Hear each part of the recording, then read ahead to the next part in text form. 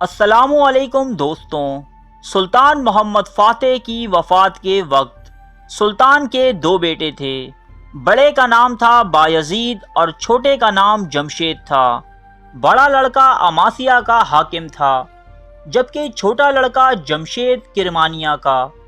بایزید بہت ہی نرم مزاج، سادگی پسند اور درویش طبیعت کا حامل شخص تھا۔ اس کے برعکس جمشید میں اپنے باپ سلطان محمد فاتح کا عکس نظر آتا، اس لیے یہ اپنے باپ کی مانند دلیر اور قائدانہ صلاحیتوں کا حامل تھا۔ وزیر اعظم بھی جمشید ہی کو سلطان کے روپ میں دیکھنا چاہتا تھا، لیکن ینیچری فوج کی خواہش تھی کہ بڑا لڑکا بایزید ہی سلطان بنے۔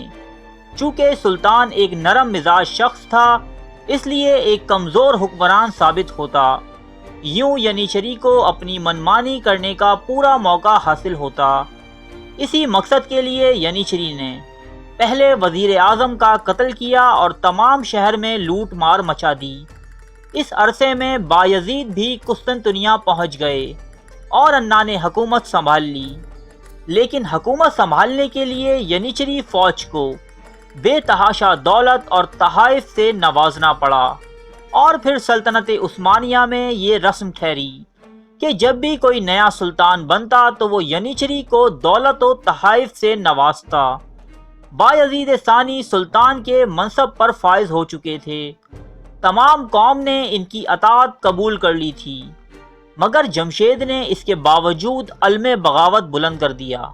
اس کی وجہ وہ قانون تھا جو سلطان محمد فاتح نے اپنی موت سے قبل ترتیب دیا، اور اس قانون کو باقاعدہ سلطنت عثمانی کے دستور میں شامل کیا گیا۔ میرے فقہا اس بات پر متفق ہیں کہ سلطنت کو تقسیم در تقسیم اور اندرونی بغاوتوں اور جھڑپوں سے محفوظ رکھنے کے لیے میرے بعد آنے والے جانشین اپنے بھائیوں کا قتل کر سکتے ہیں۔ دنیا میں امن قائم کرنے کے لیے یہ جائز ہے۔ میرے جانشینوں کو چاہیے کہ وہ اس کو اپنا فرض سمجھیں۔ اس قانون کی رو سے جمشید کے پاس صرف دو ہی راستے تھے، یا تو وہ تخت پر قبضہ کرے اور بحیثیت سلطان زندگی گزارے، یا پھر اس وقت کا انتظار کرے کہ کب اس کا بھائی اس کی موت کا فرمان جاری کرتا ہے۔ چنانچہ جمشید نے پہلا راستہ اپنایا اور سلطان بایزید ثانی کو دھمکی دی کہ سلطنت کو دو حصوں میں تقسیم کیا جائے، مغربی حصہ سلطان بایزید کے حصے میں رہے اور مشرقی حصہ شہزادہ جمشید کے۔ ظاہر ہے کہ یہ عمل اس عظیم الشان سلطنت کی تباہی تھی جسے اس کے آباء و اجداد نے اپنے خون سے سینچ کر پروان چڑھایا تھا۔ اس لیے دونوں شہزادوں کے درمیان جنگ ہوئی، جس میں شہزادہ جمشید کو شکست کا سامنا ہوا، اور یہ شہزادہ اپنی ماں اور بیوی کے ہمراہ مصر کے دربار میں پہنچا۔ یہاں سلطان مصر کی فوجوں اور سلطنت عثمانیہ کے چند امیروں کی امداد سے ایک مرتبہ پھر سلطان بایزید سے زور آزمائی کی، لیکن اس مرتبہ دوبارہ اسے شکست کا سامنا ہوا۔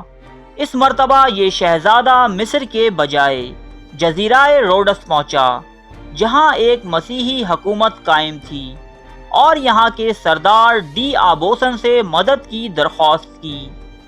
یہ سردار اتنا چالاک اور عیار ثابت ہوا کہ ایک طرف تو اس نے شہزادے جم کو مدد دینے کا وعدہ کیا، دوسری طرف سلطان بایزید سے سالانہ ایک بھاری رقم کے عوض اسے قید کرنے کا معاہدہ کر لیا۔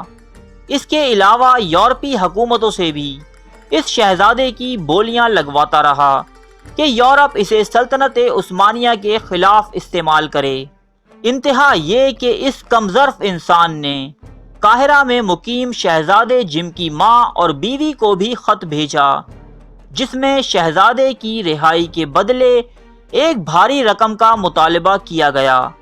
ان خواتین نے بڑی کوششوں اور جگہ جگہ سے قرض لینے کے بعد اسے یہ رقم بھیجی، لیکن روڈس کا یہ سردار ایسا وعدہ شکن ثابت ہوا کہ خود یورپی مورخین اس شخص کے لیے نفرت کا اظہار کرتے ہیں۔ بالآخر فرانس کے بادشاہ چارلس دی 8 نے اس شہزادے کو ڈی آبوسن کے پنجے سے رہا کروایا اور اسے پوپ انوسنٹ دی 7 کی خدمت میں ارسال کر دیا۔ اب سلطان بایزید ثانی سے یہ بھاری رقم پوپ انوسنٹ دی 7 وصول کرنے لگے۔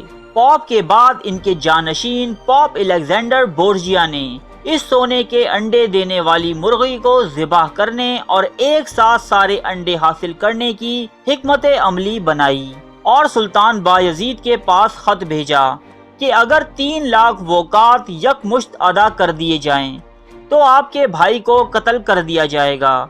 یہ خط و کتابت ابھی چل ہی رہی تھی کہ چارلس دی 8 نے روما پر حملہ کر دیا۔ وہ شہزادے کو ساتھ لے جانے کا ارادہ رکھتا تھا، مگر پوپ الیگزینڈر نے اس سے قبل ہی شہزادے جم کو زہر دے دیا۔ یوں یہ بدنصیب شہزادہ اپنے اہل و عیال کی ایک جھلک دیکھنے کی خاطر ترستے ترستے اس جہان فانی سے رخصت ہوا۔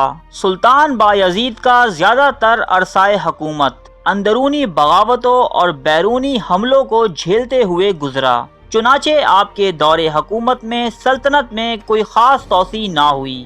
آپ کے دور حکومت میں مصر کے مملوک حکمرانوں سے عثمانی فوج کی جھڑپیں ہوئیں، لیکن آپ نے اپنے کچھ قلعے مصریوں کے حوالے کر کے ان سے صلح کر لی۔ دوسری طرف اٹلی کا شہر اوٹرانٹو، جسے سلطان محمد فاتح نے فتح کیا تھا، وہ بھی سلطنت سے نکل گیا۔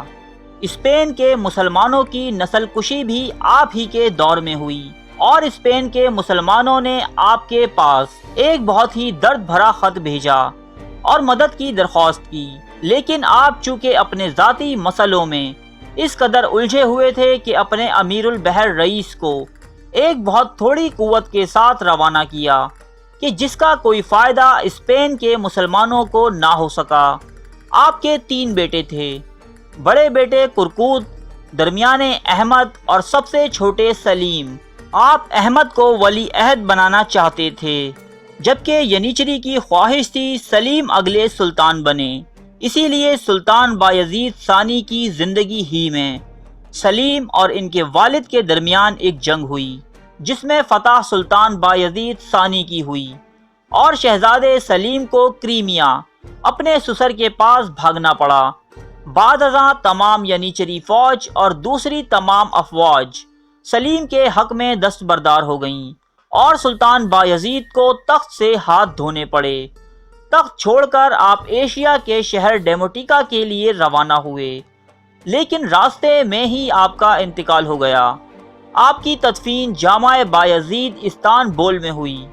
آپ کے بعد آپ کے بیٹے سلطان سلیم اول ایک نہایت لائق حکمران ثابت ہوئے۔